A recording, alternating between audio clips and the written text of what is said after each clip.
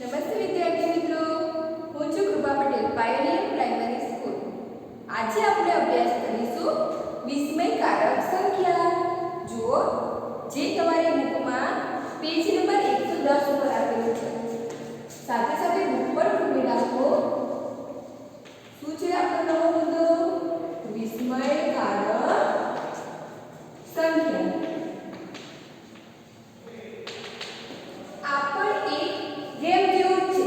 જે આપણે આગળથી અહીંયા સુધી શીખ્યા છે કે દરેક અલગ અલગ કોયડામાં દરેક નવું જાદુ થતું જોવા મળે છે ને કે દરેકમાં અલગ અલગ પદ્ધતિથી થતું હોય છે. કંઈ અચંબિત કરી દે એવું જ કંઈક હોય છે. અહીંયા પણ જુઓ, વિસ્મયકારક સંખ્યામાં તમને બુકમાં એક કોયડો આપેલો છે, એટલે કે એક પ્રશ્ન. જુઓ, એમાં શું કહ્યું છે? તમારા મિત્રને કહો. આપણે અહીંયા રકમ પણ લખી નાખીએ.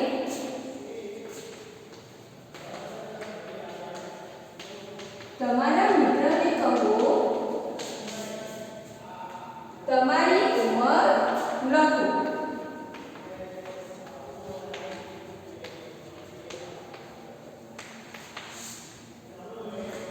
તેમાં 5 ઉમેરો. તેમાં 5 ઉમેરો. મળતા સરવાળાને 2 વડે ગુણો. મળતા સરવાળાને 2 વડે ગુણો. તેમાંથી 10 બાદ કરો. તેમાંથી 10 બાદ કરો. પછી તેને 2 વડે ભાગો. પછી તેને 2 વડે ભાગો. તમને શું મળ્યું? શું તમારા મિત્રને આશ્ચર્ય થયું?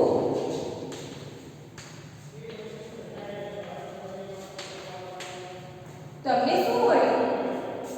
ચલો હવે ધ્યાનથી સમજો.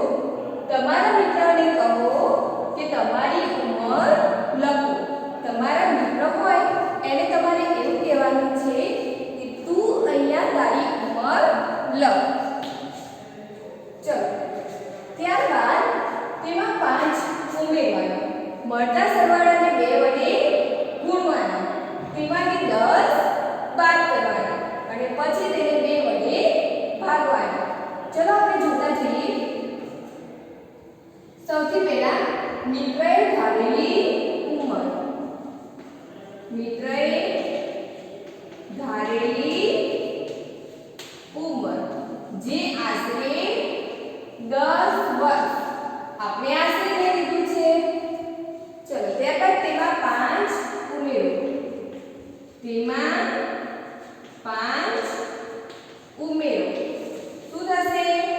10 વત્તા 5 બરાબર 15. મળતા સરવાળાને 2 વડે ગુણો. 2 વડે ગુણો. કયો સરવાળો મળ્યો છે આપણને? 15. એને 2 વડે ગુણવાના છે. કેટલો જવાબ આવ્યો? 30. તેમાંથી 10 બાદ કરો. 10 બાદ કરો. કેટલો જવાબ આવ્યો છે? 30. 30 માઈનસ 10 બરાબર કેટલા બનશે? 20. પછી તેને 2 વડે ભાગો. જવાબ છે 20 ભાગ્યા 2. કેટલા આવશે? 10. જુઓ, તમને શું મળ્યું? 10. થયું ને આશ્ચર્ય કે આપણે ઉંમર 10 વર્ષ લીધી હતી અને તેમાં આટલી બધી ગણતરી કરી છતાં પણ આપણો જવાબ તેનો તે પાછો મળી ગયો છે ને? સરસ મજાની ગેમ. ચલો, આ એક જાદુ છે. તમે પણ તમારા ફ્રેન્ડ સાથે કરી શકો છો. કરી શકો ને? એને કહો કોઈ પણ ઉંમર ધારવાનું કે લખવાનું. બરાબર છે? એને કહું કે તારી ઉંમર અહીંયા લખ.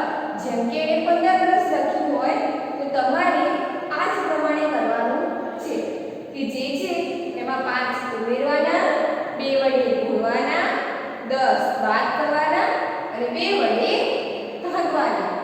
જોઈએ આની પછી આપણે એક ઉદાહરણ. વિદ્યાર્થી મિત્રો, હવે આપણે આ જ પદ્ધતિથી ફરીથી એક ઉદાહરણ ચેક કરીએ. જેમ કે આપણે આગળ એટલે કે તેના મિત્રએ 10 ધાર્યા હતા. હવે આપણે અહીંયા બીજી કોઈ સંખ્યા ધારીએ, જેમ કે 15 અથવા તો 20. તો તમારા મિત્રને કહો કે તમારી ઉંમર, મિત્રએ ધારેલી ઉંમર બરાબર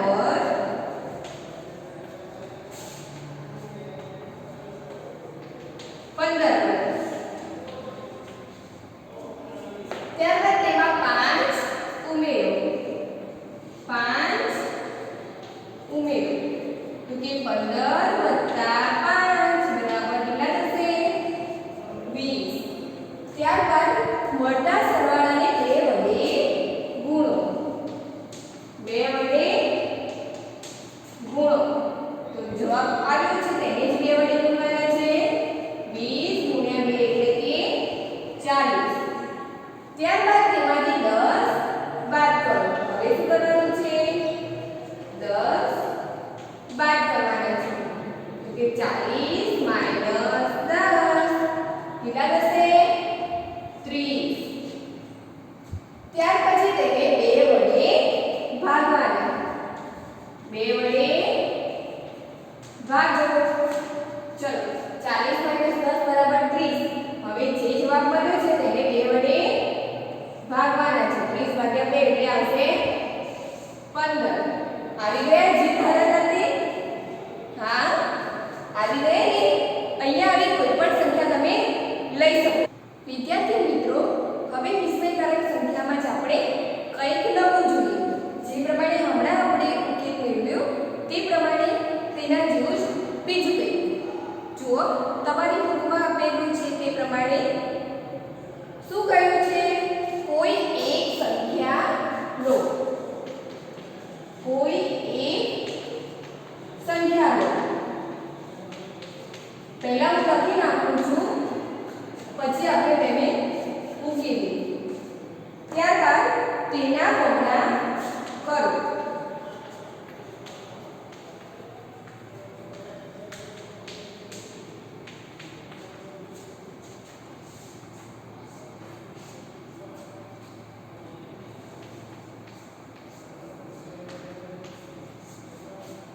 ચલો ત્યારબાદ ફરીથી તેના બમણા કરો.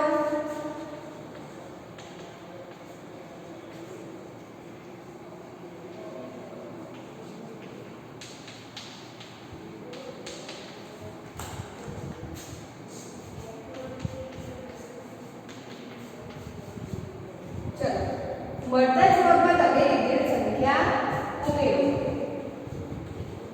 મળતા જવાબમાં તમે લીધેલ સંખ્યા ઉમેરો.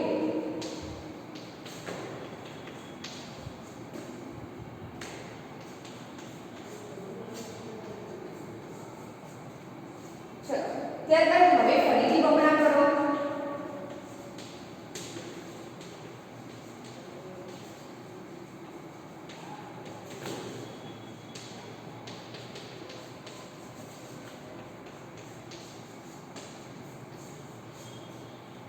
ત્યારબાદ તેને 10 વડે ભાગો.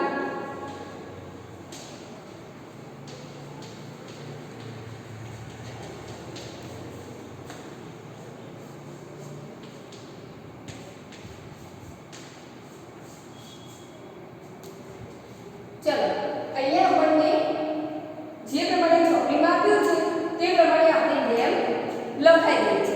હવે શું કહે છે? કોઈ એક સંખ્યા લો. તમારે તમારા મિત્રને કહેવાનું છે કે કોઈ એક સંખ્યા ધારો. ધારો કે તે સંખ્યા 6 છે. હવે તેના બમણા કરો. તો આ સંખ્યા છે તેના શું કરવાના છે? બમણા. એટલે કે 2 વડે ગુણવાના. કેટલો જવાબ આવશે? 6.